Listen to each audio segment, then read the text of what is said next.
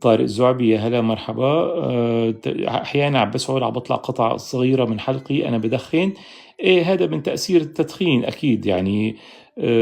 تأثير التدخين عم بيكون عندك شوي تخريش القصبات، أو يعني بداية التهاب قصبات مزمن بسبب تدخين، بطلع بلغم شوي بسيط يعني.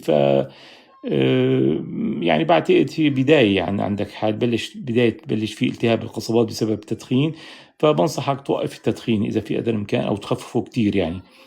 وإذا كان بفضل إذا تقدر تعمل اختبار وظائف الرئة، نشوف إذا في بدي تضيق بالقصبات صغيرة وصورة صدر أفضل يعني.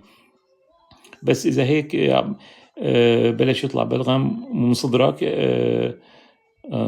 طبعا من الحلق بيطلع يعني. إذا بس من القصبات عم بيطلع صدر، فبداية التهاب القصبات مزمن بس خفيف.